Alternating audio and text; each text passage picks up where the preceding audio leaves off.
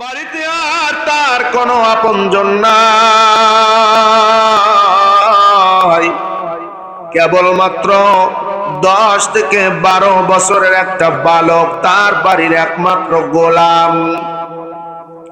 এই লোকটা মৃত্যুবরণ করার পরে ওই মহিলাটা মাত্র কয়েক মাসের ব্যবধানে ফুটফুটে একটি সন্তান জন্ম দিলেন।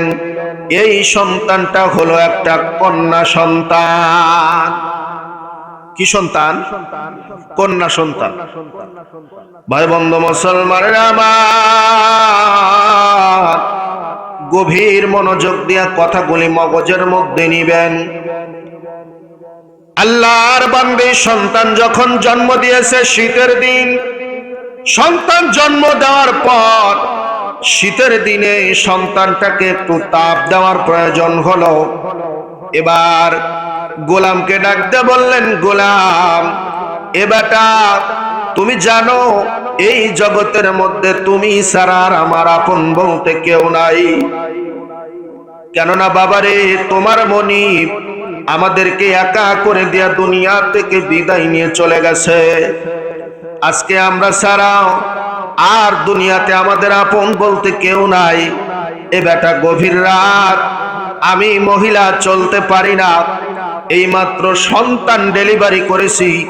আমার এই ফুটফুটে কন্যা ছোট্ট সন্তানটাকে তাপ দেওয়ার জন্য এক টুকরা আগুনের প্রয়োজন। বাবারে, যাও যাও, দেখো তুমি পাশের বাড়ি থেকে একটু আগুনের ব্যবস্থা করতে পারো কিনা। আগেকার যুগে তো আগুন জোগাড় করা খুব সহজ ছিল, নাকি বলেন? খুবই কঠিন ছিল। এবং মুসলমানেরা আমার, মানুষেরা এমন হতো পাথরের সাথে পাথর ঘষিয়া আগুন জ্বালাতে হতো। এক বাড়িতে যদি কষ্ট করে আগুন জ্বালাতো, কোন ব্যক্তি যদি আগুন জ্বালাতো, আশেপাশের সমস্ত বাড়ির মানুষেরা ওই বাড়িতে গিয়া আগুনগুলি আপনার সংগ্রহ করে রাখত। এই বালকটা বাড়ি থেকে বের হলেন আগুন আনার জন্য। বাড়ির থেকে বের হইয়া যখনই কয়েক কদম সামনে ফেলেছে, তাকায় দেখে তার সামনে বিরাট বড় একজন দেহওয়ালা বৃদ্ধ লোক দাঁড়ানো। অর্ধেক চুল প্রায় পাকা, অর্ধেক দাড়ি প্রায় পেকে গেছে, সাদা চুল, সাদা দাড়ি, সাদা জুব্বা পরা। এই ব্যক্তিটা সামনে গিয়া দাঁড়া গেছে। এবার বালকটা ডাকতে বলেন, এ চাচা মিয়া, রাস্তার পাশে, রাস্তার মাঝখানে এমন করে আপনি কেন দাঁড়ায় আছেন? গভীর রাতের মধ্যে রাস্তার মাঝখানে দাঁড়ায় রয়েছেন না? এবার ওই বৃদ্ধ চাচা, বৃদ্ধ লোকটা ডাক দে বলে, বাবা, মরিচ তো ছোট কিন্তু ঝাল তো বেশি দেখা যায়। মরিচ ছোট কিন্তু জাল বেশি, মানে মানুষ ছোট কিন্তু ধমক যা দিলা এ তো 22 মনে ধমক। এ বেটা, আমার ধমক দেয়া কোনো লাভ নাই। তোমার এত তাড়াহুড়ো আমি কেন জানি না। এবার বালকটা ডাক দেয়া বলে, বাবা, আমার মালকিন একটি সন্তান প্রসব করেছে, আমাকে আগুন আনার জন্য তাড়াহুড়ো করে যেতে হচ্ছে, অতএব আপনি রাস্তাটা ছেড়ে দেন। বৃদ্ধ লোকটা ডাক দেয়া বলে, বাবা, এ বাবা, এই যে একটা বাড়ি দেখা যায়, এই বাড়িতে আজকে রাত্রে একটা সন্তান জন্ম নিয়েছে, তুমি কি জানো? এবার যুবকটা বলে, হ্যাঁ হ্যাঁ, এই বাড়িতে একটা সন্তান জন্ম নিয়েছে, ওই সন্তানটাকে তাপ দেওয়ার জন্যই তো আমি আগুন আনার জন্য যাচ্ছি। এবার বৃদ্ধ লোকটা ডাক দেয়া বলে, বাবারে, ওই যে সন্তানটা জন্ম নিয়েছে, বলো তো দেখি সন্তানটা পুত্র সন্তান নাকি কন্যা সন্তান? এবার বালকটা ডাক দেয়া বলেন, আচ্ছা চাচা, এই বাড়ির মহিলাটা যেই সন্তান জন্ম দিয়েছে, এই সন্তান হলো একজন মেয়ে সন্তান, একটা কন্যা সন্তান। এবার বৃদ্ধ লোকটা ডাক দেয়া বলে, বাবারে, সত্যি যদি তাই হয় তাহলে আমার কাছে ভালো করে শোনো, ওই ছোট্ট মেয়ে সন্তান কন্যা সন্তানের ব্যাপারে 4টা বিষয় আমার জানা আছে। কয়টা বিষয়? 4টা বিষয় আমার জানা আছে। যুবকটা ডাকতে বলে, বলেন কি কি এমন 4টা বিষয়?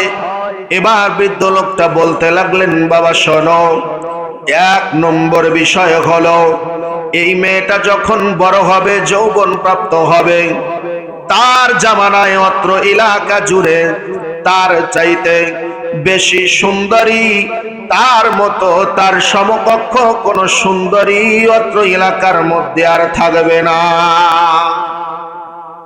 তার মানে এই মেয়েটার চেহারা এত সুন্দর হবে যে অত্র এলাকার সমস্ত মেয়েদের রূপ লাবণ্য যদি এক পাল্লায় দেওয়া হয়, আর এই মেয়েটার রূপ লাবণ্য যদি আরেক পাল্লায় দেওয়া হয়, সমস্ত মেয়েদের চাইতে এই মেয়েটার রূপ লাবণ্যের পাল্লাই ভারী হয়ে যাবে। বলেন তো, এই খবর শুনে যুবকটা বালকটা খুশি না বেজার? খুশি।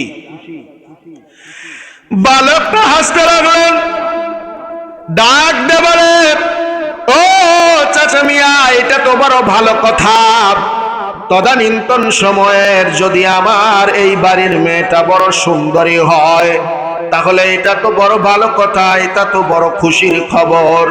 এবার খুশি মনে যুবকটা যখন আপনার কিনা গুনানার জন্য সামনের দিকে আগাতে চায়, বৃদ্ধ লোকটা হাত ধরে টান দেয়া বলে, বাবা দাঁড়াও, কেবলমাত্র একটা বলেছি, আরো 4টা বিষয় আমার জানা। আপনার 4টা বিষয়ের মধ্যে একটা কেবল বলেছি, বাকি আরো 3টা বিষয়ে বাদ আছে, 3টা শুই না, তারপরে তুমি যাও।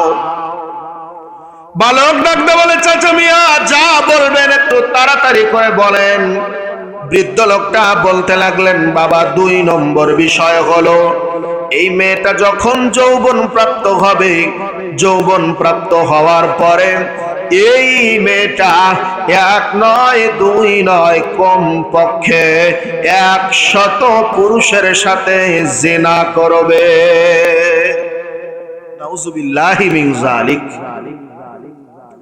রৌদ্র উজ্জ্বল আকাশের মধ্যে যেমন কালো মেঘ জমে যায়, ঠিক তেমনি যুবকের হাস্যোজ্জ্বল চেহারাটা একেবারে যেন কালো হয়ে গেল, মনটা ভেঙে গেল, মনটা খারাপ হয়ে গেল, মুখটা মলিন হয়ে গেল। চাচা বলেন কি, এত খারাপ কাজ?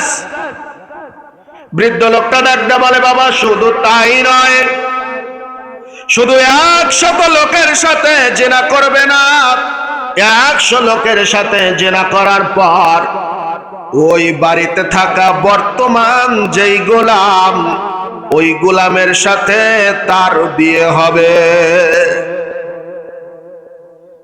এবার বালকটা রাগান্বিত হয়ে দৌড় মারতে চায়।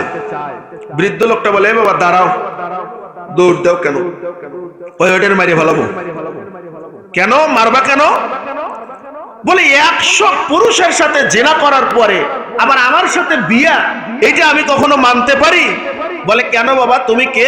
বলে আমি তো ওই বাড়ির বর্তমান গোলাম, আমি হলাম ওই বাড়ির গোলাম। 100 পুরুষের সাথে অবৈধ মেলামেশা করার পরে আবার আমার সাথে বিয়ে বসবে, এইটারে আমি আর বাঁচতে দেব না, আজকেই এটারে মারিয়া ফেলাবো। বৃদ্ধ লোকটা ডাকতে বলে, বাবা দাঁড়াও, যাও না, যাও না, বৃথা চেষ্টা করে কোনো লাভ নাই, কারণ ওই মেয়েটার মৃত্যু তোমার হাতে লেখা নাই। আমার জানা মতে 4 নম্বর বিষয় যেটা আমি জানি, সেটা হলো এই মেয়েটা যখন মারা যাবে, তার মৃত্যুর পেছনে কারণ হবে একটা মাকড়সা, অর্থাৎ একটা মাকড়সার আঘাতে মেয়েটা মারা যাবে। তোমার আঘাতে মেয়েটা মরবে না, তুমি বৃথা চেষ্টা করো না। কে শোনে কার কথা? দৌড়াইয়া যাইতে লাগলেন। ঘরের মধ্যে ঢুকিয়া দেখতে পায় ঘরের মধ্যে ওই মহিলাটা নাই, যে কোনো কারণবশত ঘরের বাহিরে চলে গেছে। যুবকটা এইবার ছোট্ট বাচ্চাটার দিকে তাকায় আশেপাশে খুঁজতে লাগলেন। পেলেন একটা ছোট্ট একটা চাকু বা ছুরি, যেটা বোঝেন। ছুরিটা হাতে নিয়ে ছোট্ট বাচ্চা মেয়েটার বুক থেকে একেবারে নাভি পর্যন্ত টান দিয়া ফেরে একেবারে দুই টুকরা করে দিলেন। ছোট্ট মানুষ, সদ্য কেবল জন্ম নিয়েছে, চাঁদের মতো চেহারা। আর ছোট্ট বাচ্চাদের নারী ভুঁড়ি কিন্তু এমনি দেখা যায়, চামড়ার উপর দিয়া পাতলা চামড়া। ছোট্ট করে ঢুকায় একটু টান দিতেই চামড়াটা ফেটে দুই ভাগ হয়ে গেল। পেটের মধ্য থেকে সমস্ত নারী ভুঁড়ি এবার বের হয়ে আসলো, সাইডে বের হয়ে আসলো, নেমে পড়লো। এইবার বালকটা চিন্তা করে, আমি এখন এই মুহূর্তে যেই কাজটা করলাম, আমার মালকিনের সদ্য জন্ম নেওয়া ছোট্ট বাচ্চাটাকে আমি যেমনি ভাবে পেট ফেরেই নারী ভুঁড়িগুলি বের করে দিয়েছি, এই মেয়েটা তো আর বাঁচবে না, বাঁচার কথাও না। সদ্য জন্ম নেওয়া কোনো বাচ্চার পেট ফাড়লে কি ওইটা আর বাঁচে? তারপরে নারী ভুঁড়ি সব বের হয়ে আসছে। আমাকে যদি এই অবস্থায় এলাকার কোনো ব্যক্তি অথবা আমার মালকিন যদি দেখে নেয়, তাহলে আমাকে আর বাঁচতে দেবে না, আমাকে কতল করে ফেলবে। না না, আমি আর এলাকায় থাকবো না, আমি এলাকা থেকে পালিয়ে যাব। এবার আপনার বালকটা রাত্রিবেলায় জীবন বাঁচানোর জন্য এলাকা থেকে পলায়ন করতে লাগলেন।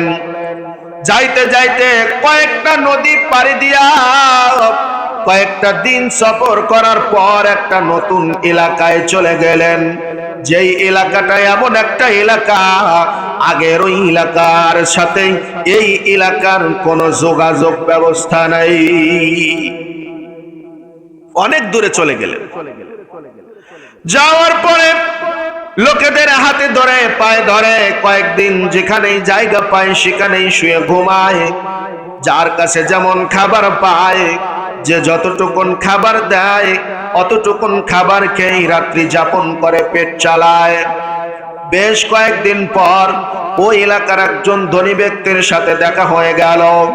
ডাকতে বলে, বাবা তোমার নাম কি? বলে, আমার নাম অমুক। এ বাবা, তোমার কি দুনিয়াতে আপন বলতে কেউ নাই? বলে, না না, দুনিয়ার মধ্যে আমার আব্বা নাই, আমার মা নাই, আমি একজন পথের পথিক। বলে, বাবা এভাবে ঘুরে ফিরে তুমি আর কতদিন কাটাবা? এবার বালকটা ডাকতে বলে, চাচা মিয়া, তবে আমার জন্য যদি আপনি ছোট্ট একটু কাজের ব্যবস্থা করে দিতেন, তাহলে আমাকে বেতন দেওয়া লাগবে না, শুধু 3 বেলা খাইতে দিলেই হবে। আপনার বাড়ির কাজকর্মগুলি আমি করব, আর তার বিনিময়ে 3 বেলা একটু করে খাবার আমার পেটে দিবেন। লোকটা বড় ভালো মনের মানুষ, ডাকতে বলে, বাবারে সত্যি যদি কাজ করার মন মানসিকতা তোমার থাকে, তাহলে কেবল আমার বাড়িতে থাকিয়া খাবার নয়, খাবারের পাশাপাশি বাবা আমি তোমাকে মাসিক ধার্য করে একটা বেতনও নির্ধারণ করে দিব। যুবকটা বড় খুশি হয়ে গেল, হাসি মুখে ওই লোকটার সাথে যাইয়া তার বাড়িতে কাজকর্ম শুরু করে দিল। কাজ করতে করতে করতে করতে এবার যুবকটার বয়স 20 থেকে 25 বছরে পদার্পণ করলো। এবার যুবকটা মনে মনে চিন্তা করেন, এভাবে আর পরের বারের চাকরি কতদিন করে করব? তবে যুবকটার একটা প্লাস পয়েন্ট হলো, তার মনিব তাকে 3 বেলা খাইতে দেয়, মাসিক একটা বেতনও দেয়, আবার মাঝে মধ্যে তার হাত খরচও দেয়। বছরে খুশির দিনে, ঈদের দিনে, ভালো ভালো দিবসে মাঝে মধ্যেই তাকে নতুন জামা কাপড় পোশাক গুলি কিনে দেয়। এই যুবকটা এমন ভাবে ওই বাড়িতে পালিত হতে লাগলো, দেখা গেল মনিব যে তাকে হাত খরচ দেয়, খাবার খেয়ে হাত খরচ পেয়ে তার হাত খরচ করে বেতন যা দেয়, তার বেতনের সমস্ত টাকাগুলি তার সঞ্চয় হয়, এই টাকাটার খরচ হয় না। যুবকটা বলে বলে চিন্তা করল, আর কতদিন পরের বাড়ির গোলামি করব, এবার একটু নিজের পায়ে দাঁড়ানো দরকার। এই চিন্তা করিয়া মনিবকে যায় ডাক দেয়া বলে, মনিব আমার, আপনাকে একটা কথা বলার জন্য আমি ইরাদা করেছি, তবে জানি না আমার কথাটা শোনার পরে আপনি আমার কথাটাকে কতটুকু গ্রহণযোগ্য বলে মনে করবেন। বলে, বাবারে তুমি নির্দ্বিধায় বলো, তুমি আমারে কি বলতে চাও। এবার যুবকটা ডাক দেয়া বলে, বাবা বহু বছর হলো আমি আপনার বাড়ির গোলাম, গোলামি করতে করতে আমি অতিষ্ঠ হয়ে গেছি। আমার মন চায় আমি গোলামি ছেড়ে দিয়া আমি একটা নিজস্ব কোনো ব্যবসা দাঁড় করাইতে চাই। এবার মনিব ডাক দেয়া বলে, বাবা তুমি যে সিদ্ধান্ত নিয়েছো সিদ্ধান্তটা বড় ভালো, আমার তোমার কথার সঙ্গে একমত আছি। এ বাবা তুমি যদি ব্যবসা দাঁড় করাইতে চাও, আর ওই ব্যবসা দাঁড় করাইতে যাইয়া যদি কোনো টাকা পয়সার প্রয়োজন পড়ে তুমি আমাকে বইলো, আমিও চাই তুমি গোলামি জীবন বাদ দিয়া নিজের পায়ে দাঁড়াও। যুবকটা ডাকতে বলে, মনিব না না, আপনার কাছ থেকে কোনো টাকা নেওয়ার প্রয়োজন হবে না, কারণ আপনি আমাকে যেই বেতনগুলি দেন এই বেতনগুলি পাওয়ার পরে আমার অ্যাকাউন্টে আমি জমা করতে করতে একটা বড় অঙ্কের টাকা আমি জোগাড় করে ফেলেছি। এই টাকা দিয়া ব্যবসা করলে আমি সফল হব, আপনি আমাকে দোয়া করবেন। যুবকটা এবার একটা ব্যবসা শুরু করলেন। এই ব্যবসাটা শুরু করতে করতে দেখা গেল কয়েকটা বছর যেতে না যেতেই ব্যবসাটা বড় হয়ে গেল, লাভবান হলেন। দূর দূরান্ত পর্যন্ত তার ব্যবসার আমদানি রপ্তানি চলতে লাগলো। যুবকটা অনেক টাকার মালিক হয়ে গেলেন, ধনী হয়ে গেলেন। এখন তার নিজস্ব ফ্যাক্টরিতে কাজ করার জন্য অনেক কর্মচারীর দরকার হয়। আপনাদের কষ্ট হচ্ছে নাকি? হ্যাঁ, মনোযোগ দিয়ে শুনতেছেন তো ইনশাআল্লাহ? অনেক কর্মচারী এখন তার বাড়িতেই কাজ করে। যুবকটা চিন্তা করলেন, এখন তো আমি ব্যবসা করছি, বড় হয়েছি, টাকা পয়সার মালিক হয়েছি, তবে আমি যেই এলাকার মধ্যে ব্যবসা করি এখান থেকে মালামাল সাপ্লাই করতে, আমদানি রপ্তানি করতে বড় কষ্ট হয়, দুর্গম পথ পাড়ি দিতে হয়। তবে আমি ছোট্টবেলায় যেই এলাকা থেকে পালিয়ে এসেছিলাম ওই এলাকাটা বড় ভালো, শহরের মধ্যে। ওই জায়গায় যদি ফিরে যাই আমার ব্যবসা দাঁড় করাইতে পারি, তবে অবশ্যই অবশ্যই আমি আরো বেশি লাভবান হতে পারবো। কিন্তু যুবকের মনে ভয়, না জানি কি হয়, ওই এলাকায় গেলে মানুষজন হয়তো আমারে চিনে ফেলবে। আবার মনে মনে চিন্তা করে, আমি তো তখন ছোট ছিলাম, আমার চেহারাটা তখন হালকা পাতলা ছিল, এখন আমার বয়সটা বেড়ে গেছে, স্বাস্থ্যটা বেড়ে গেছে, আমি এখন আমার তখন তো দাড়ি ছিল না, গোঁফ ছিল না, এখন আমার দাড়ি উঠেছে, গোঁফ মোষ জ্বলেছে, মোষ বের হয়েছে, দাড়ি গোঁফ বের হয়েছে, আমার চেহারার অনেকটাই পরিবর্তন হয়ে গেছে। আমার ওই ছোট্ট চেহারাটার সাথে আর আমার কোনো মিল নাই। আমার এলাকায় গেলে হয়তোবা কোনো মানুষ আর আমারে চিনতে পারবে না। এই চিন্তাধারা নিয়ে মালপত্র উটের মধ্যে বোঝাই করে নিয়ে রওনা দিলেন নিজের এলাকায়। কয়েকদিন সফর করার পর নিজের ওই সেই পুরাতন শহরের মধ্যে চলে আসলেন। এসে দেখে ওই এলাকায় ওই বাড়িতে, যেই বাড়ি থেকে মেয়েটাকে পেট ফেলে চলে গিয়েছিল, ওই বাড়িটা আর ওই জায়গায় না। মোটামুটি একটু চিন্তা দূর হয়েছে নাকি, যে এই বাড়ির থেকে তো আমি হত্যা করে গেছিলাম, কিন্তু এই বাড়িটাই আর নাই, তাইলে আর সমস্যা নাই।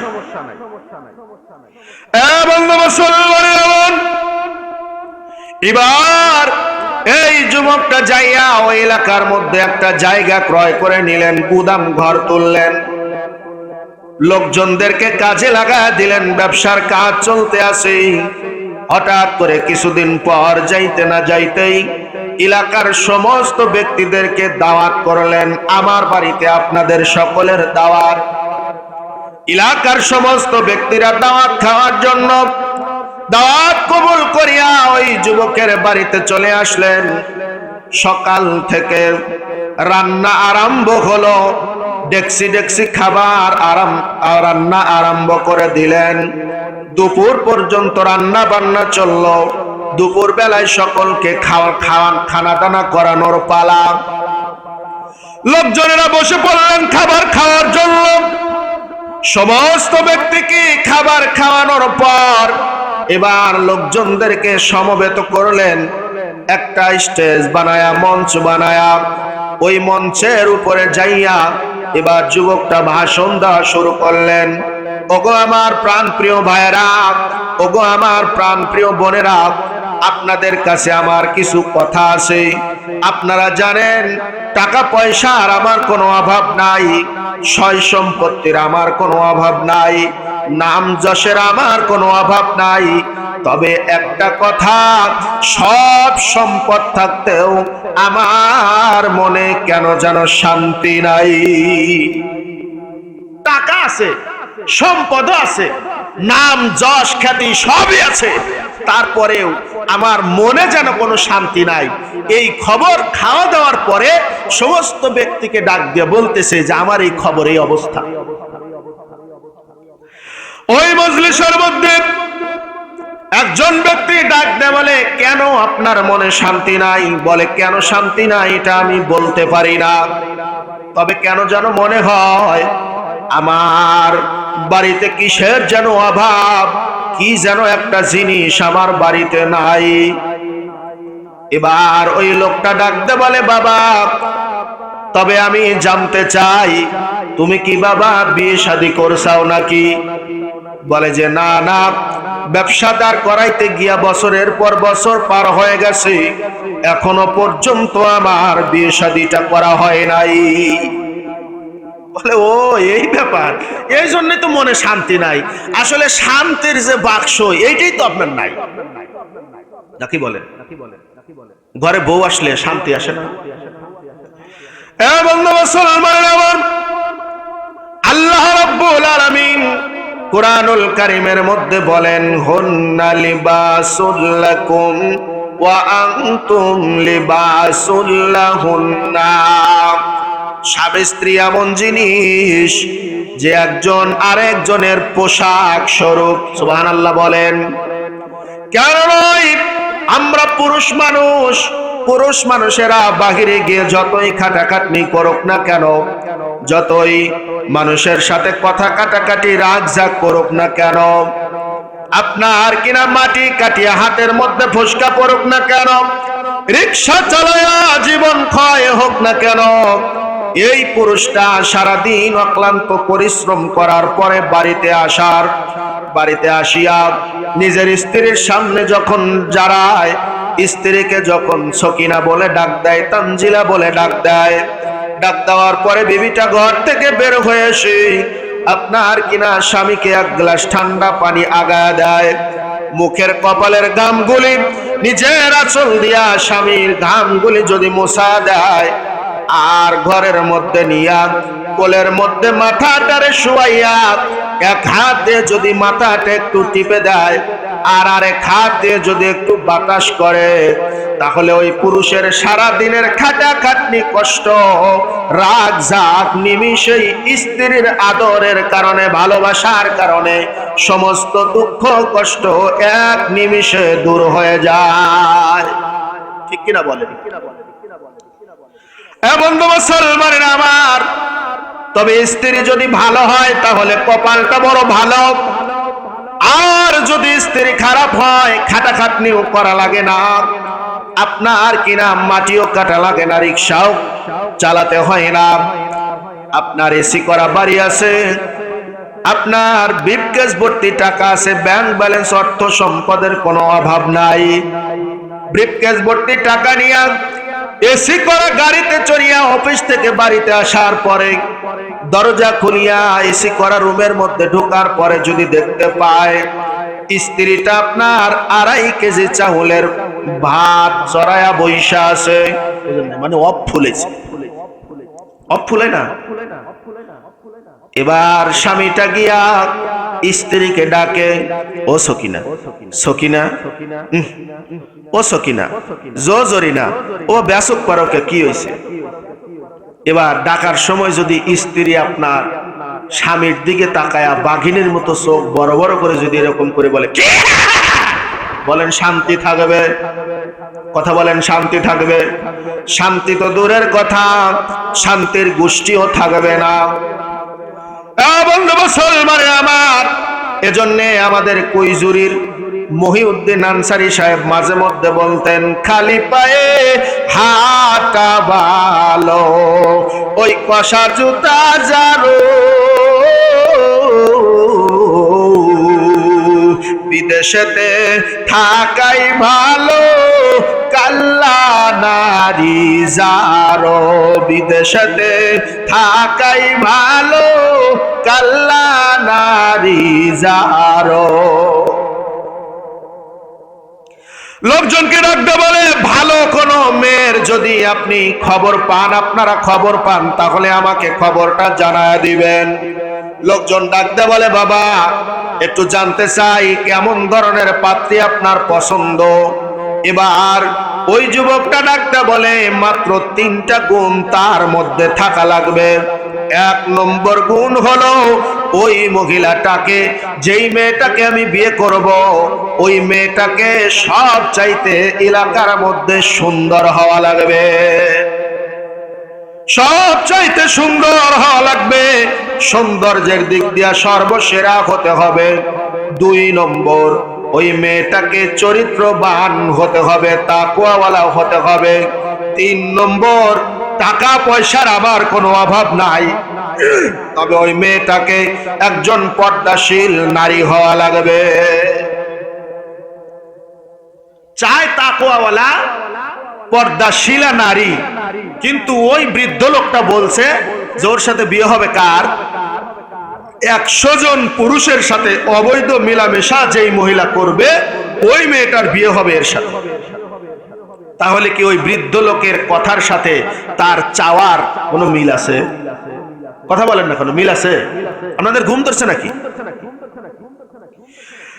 বন্ধু মুসলমান আমার, লোকজনেরা চলে গেল।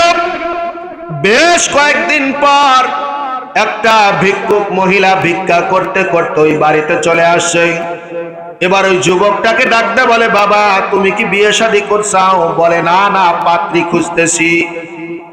এবার ওই বৃদ্ধা মহিলা, ভিক্ষুক মহিলাটা ডাকতে বলে, বাবা এমন একজন পাত্রীর সন্ধান আমার কাছে আছে। বলে, কেমন? বলে, ওই নদীর ধারে, নদীর পারে একটা বাড়ি, ওই বাড়িতে থাকে সুন্দরী এক নারী, গেটওয়ালা বাড়ি, চতুর্দিকে বেড়া দেওয়া। ওই মহিলার বাড়িতে বিনা অনুমতি নিয়ে কোনো পুরুষের প্রবেশ করা যায় না, প্রবেশ করা নিষেধ।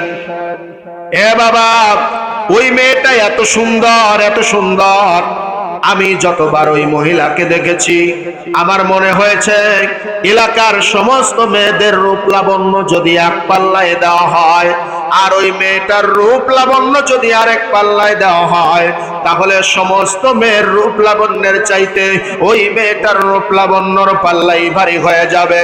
শুধু বাবা তাই নয়, তাই নয়, ওই মেয়েটা বড় তাকওয়াবান, বড় পরহেজগার, বাড়ির মধ্যেই থাকে, বাইরে বের হয় না বিনা প্রয়োজনে। আর যদি বাইরে বের হওয়ার প্রয়োজন হয়, তাহলে বোরকা পরিয়া নিজের চেহারাটা ঢেকে বের হয়, কাউকে চেহারাটা দেখায় না। এ বাবা, ওই মহিলাটা বড় পর্দাশীল, ওই মহিলাটা বড় তাকওয়াওয়ালা পরহেজগার, বাবারে সুন্দরও আছে, আর তোমার সাথেও বড় ভালো মানাবে। শুধু তাই নয়, ওই মেয়েটা বড় দানশীল। কেননা আমি যতবার ওই মহিলার বাড়িতে গিয়েছি, মেয়েটার বাড়িতে গিয়েছি, কোনোদিনও আমাকে খালি হাতে ফিরায় দেয় নাই, কিছু না কিছু আমার ভিক্ষার থলিতে দিয়ে দিয়েছে। মেয়েটা খুব ভালো, যদি তুমি বাবা ওই মেয়েটাকে বিয়ে করো তাহলে ভালো হয়। যুবকটা ডাক দিয়ে বললেন, ঠিক আছে, মেয়েটাকে একটা নজর তো দেখা দরকার। লোক লস্কর নিয়ে এবার ওই মহিলা ঘটককে সাথে করে নিয়ে মেয়েটাকে দেখার জন্য গেল মেয়ের বাড়িতে। এক দেখাতেই যুবকের বড় পছন্দ হয়ে গেল। এবার মেয়েটাকে ওই মহিলাটা গিয়া জিজ্ঞাসা করে, মারে তোমার কপাল খুলে গেছে।